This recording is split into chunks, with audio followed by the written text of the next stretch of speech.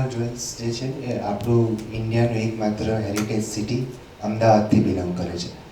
જેમ આપણું સિટી અમદાવાદ જ હેરિટેજ તરીકે ઓળખાય છે, એમ આપણી કંપની પણ હેરિટેજ જ્વેલરી બનાવે છે ગોલ્ડમાં. 1988માં અમારા ફાધર અને અંકલે સ્ટાર્ટ કરેલી સોની મનોજકુમાર અમરલાલ પાર્ટનરશિપ ફર્મ એ આગળ જઈને 2018માં અમે એસએમઆર જ્વેલ્સ પ્રાઇવેટ લિમિટેડ બનાવી અને ત્યાંથી હવે અત્યારે અમે ગુજરાતમાંથી કામ ચાલુ કરીને આખા ઇન્ડિયામાં અમે એન્ટિક જ્વેલરીનો સપ્લાય કરીએ છીએ. અને હવે અમે અમારા નેક્સ્ટ એક્સપેન્શન ફેઝમાં એક પબ્લિક ઇસ્યુ લઈને આવી રહ્યા છીએ. તો આપણે બિઝનેસની થોડીક સમજ લઈએ.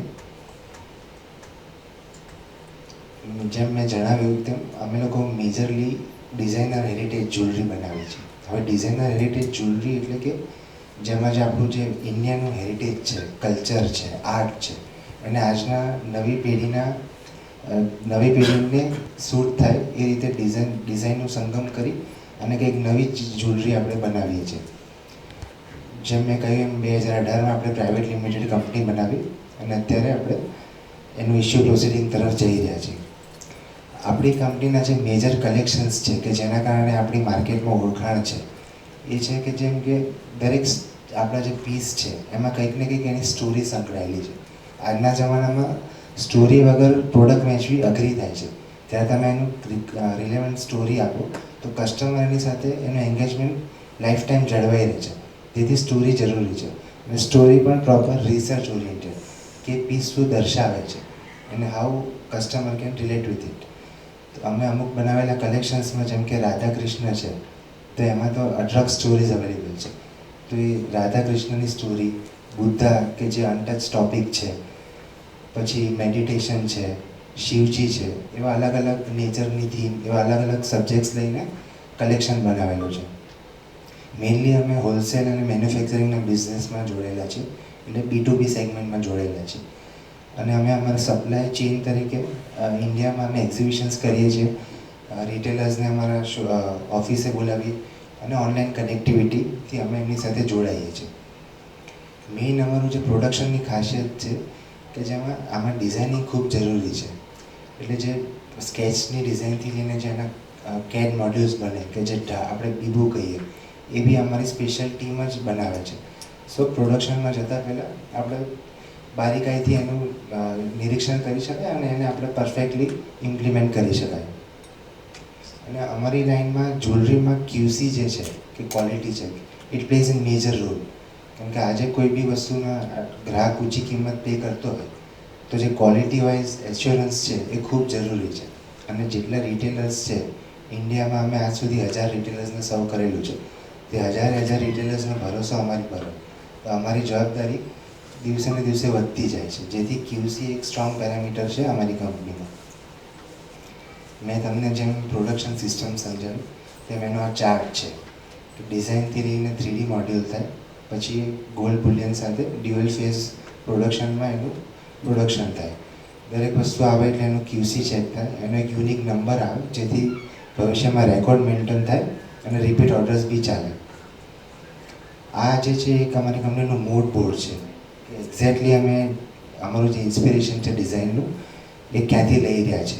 તો આમાં જેમ પીછવાઈ થીમ, કાઉ છે, શ્રીનાથજી છે, નેચર, એ દરેક વસ્તુમાંથી અમે ઇન્સ્પિરેશન લઈને ડિઝાઇનિંગ કરીએ છીએ. અમુક કલેક્શન્સ તમને બતાવું, જેમ કે નંદી છે, પીછવાઈ છે, તો આ નંદીનો એક નેકલેસ અમે બનાવેલો છે. અગેન કામધેનું અમારું ખૂબ ફેમસ નેકલેસ ડિઝાઇન છે.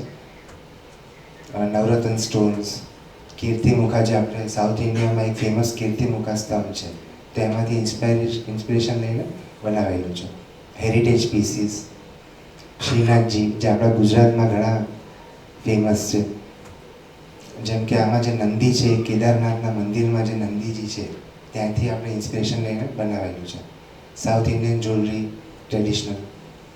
જે એક્ઝિબિશનની વાત કરીએ તો કંઈક આ પ્રકારે અમારા સ્ટોલ્સ દેખાતા હોય છે. અમે નેશનલ લેવલના એક્ઝિબિશન્સ કરીએ છીએ તો ત્યાં ઇન્ડિયાભરમાંથી રિટેલર્સ આવીને એન્ગેજ કરે છે અને અમે જ્વેલરીનું પ્રદર્શન કરીએ છીએ. અમુક અવોર્ડ્સ બી આપણને મળેલા છે નેશનલ લેવલના, જે આપણી બ્રાઇડલ કેટેગરી છે એમાં. So we are a national player as far as the bridal jewellery is concern. આપણી જેમ્સ એન્ડ જ્વેલરી છે એમાં ઇન્ડિયામાંથી ડિરેક્ટલી 1 કરોડ લોકો સંકળાયેલા છે અને ઇનડાયરેક્ટલી 2 કરોડ લોકોનું ભરણ પોષણ આ ઇન્ડસ્ટ્રીથી થઈ રહ્યું છે. ગવર્મેન્ટ પણ આપણી જ્વેલરી ઇન્ડસ્ટ્રી સાથે નજીકથી સંકળાયેલી છે અને એના વિકાસ માટે સતત પ્રયાસ કરી રહી છે.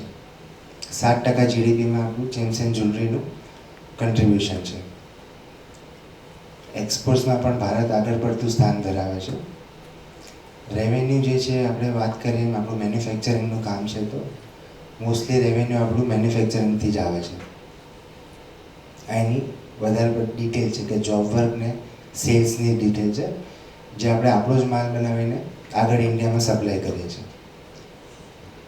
અત્યારે અમારી 16 થી 17 સ્ટેટમાં પ્રેઝન્સ છે, જેને અમે આગળ જે નવું ફંડ આવશે તેનાથી અમે ઇન્ડિયામાં મેજર રાજ્યોમાં કામ કરવા પ્રતિબદ્ધ છીએ. સ્ટોરી ટેલિંગની મેં વાત તમને પહેલાં જ સમજાવી રીતે એક અગત્યનું ફેક્ટર અમારા બિઝનેસમાં સ્ટોરી ટેલિંગ છે. અને કોઈ ક્લાયન્ટને કોઈ સ્પેસિફિક રાજ્યમાંથી એમના કલ્ચર પ્રમાણે જે ચાલતું હોય કે એમના મગજમાં કોઈ થીમ હોય અને એમને રજૂ કરે, તો અમારી ટીમ સ્પેશિયલી એની પર કામ કરી અને એમના પૂરતું જ એક અંગત કલેક્શન પણ આપણે બનાવીને એમને આપી શકીએ છીએ. હવે આપણું જે આઈપીઓ આવશે પછી જે ફંડ આવશે એમાં આપણે મેઇનલી સમજતા ગોલ્ડ જ્વેલરીનો જે બિઝનેસ છે તેમાં finance plays an important role. તમારે મૂડી જેટલી વધારે લગાવશો એટલું તમે સ્મૂથ કામ કરી શકશો.